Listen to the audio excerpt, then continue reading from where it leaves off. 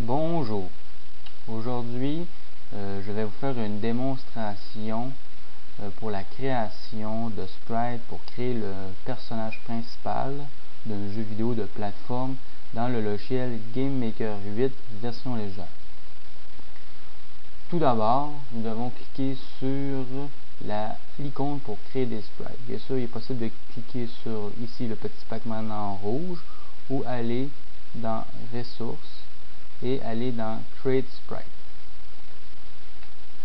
Bien sûr, c'est important d'identifier le personnage avec son nom et l'état qu'il est. Dans ce cas-ci, il est à l'arrêt. Bien sûr, je ne mets pas d'accent parce que les accents peuvent causer certains problèmes, surtout quand on décide de faire des variables. Et il est très important de toujours rattacher ces mots par un underscore ou un trait d'union. Moi, je préfère les underscores. Bien sûr, il faut aller chercher l'image qu'on désire avoir. On peut la créer nous-mêmes ou soit trouver des sites qui comportent des sprites déjà existants qui facilitent le travail aussi, mais si vous êtes plus artiste, vous pouvez créer vos propres sprites. Bon, tout ce qu'on a à faire, c'est éditer le sprite, utiliser le file, le fichier, créer le sprite à partir d'une suite, c'est une banque de plusieurs sprites qui va nous permettre de sélectionner plusieurs images à la fois et de faire une animation. Comme ici, nous avons la feuille qui comporte les différents sprites. Dans notre cas, nous avons besoin d'une image pour l'instant à l'arrêt. C'est que si vous voyez, je déplace ma petite boîte, on clique sur le personnage, il faut s'assurer qu'il est bien à l'intérieur de la boîte, fait que ici on va laisser 1 pour l'image par rangée c'est 1 aussi, et on modifie habituellement seulement ces fonctions-ci, ce qui est pour la largeur et pour la hauteur. Ici je vais lui donner la largeur de 34 pixels, m'assurer que Mario rentre bien dans la boîte, et je vais y aller pour un 50 de hauteur. Habituellement, c'est préférable de toujours garder les mêmes coordonnées quand on fait d'autres sprites, surtout du même personnage. Fait que je fais OK et ça me donne une image.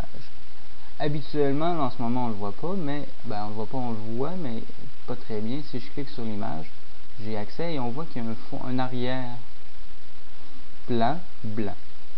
Je peux utiliser ma loupe. Ça, habituellement, ça nuit beaucoup parce que quand on les met dans une room, l'emplacement où le jeu se déroule, on va voir le carré blanc. Que moi, je vous conseille de faire immédiatement la transformation avec l'image et de faire simplement d'effacer la couleur. L'avantage, c'est qu'on peut effacer plusieurs couleurs. Avec la pipette qu'on a comme outil, on peut cliquer sur les couleurs qu'on veut éliminer, mais nous, on veut éliminer le blanc. C'est que si je clique sur le blanc, on voit dans la fenêtre de nouveau qu'on aperçoit que une espèce de quadrillé qui veut indiquer qu'à fin de compte c'est l'arrière-plan, le fond, qui nous indique qu'il n'y a plus à fin de compte de couleur. On fait OK et vous voyez le petit quadrillé, c'est une grille à fin de compte. On fait la petit crochet vert pour accepter, on accepte ici. On a notre Mario, on fait OK et on a notre premier sprite à l'arrêt.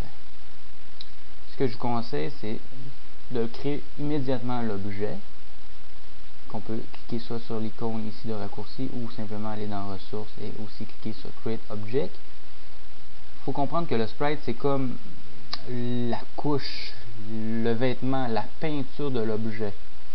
Il faut créer l'objet pour lui donner une fonction. Bien sûr, ici, je vais l'appeler Mario, tout simplement. Et je vais aller sélectionner mon sprite qui est Mario à l'arrêt. Pour l'instant, je n'ai pas besoin de donner aucune fonction parce que j'ai pas de sprite qui va faire en sorte que j'ai des fonctions, mais tout à l'heure, j'en donne. Je fais OK et j'ai simplement à faire en sorte de m'ouvrir une nouvelle fenêtre Create Room pour pouvoir l'insérer à l'intérieur. Je l'insère à l'intérieur. Si j'avais pas enlevé tout à l'heure l'arrière-plan, j'aurai un beau petit carré blanc alentour de Mario, ce qui fait moins intéressant. Par la suite, étant donné que j'ai créé ma room, elle se crée automatiquement en cliquant sur l'icône de room. Automatiquement, il me reste simplement à mettre l'objet. Habituellement, on peut choisir les objets ici, mais étant donné que c'est mon premier objet, par défaut, il l'insère. Et par la suite, je peux déjà faire un visionnement en cliquant sur Play et je peux visionner le jeu, le jeu, manière de parler, le personnage dans sa room. Là, il n'y a aucune fonction, fait que ça va être les prochaines étapes. D'accord? Je vous conseille d'enregistrer le plus souvent possible quand ça fonctionne et vous lui donnez un nom facile à reconnaître. Comme ici, nous allons donner Mario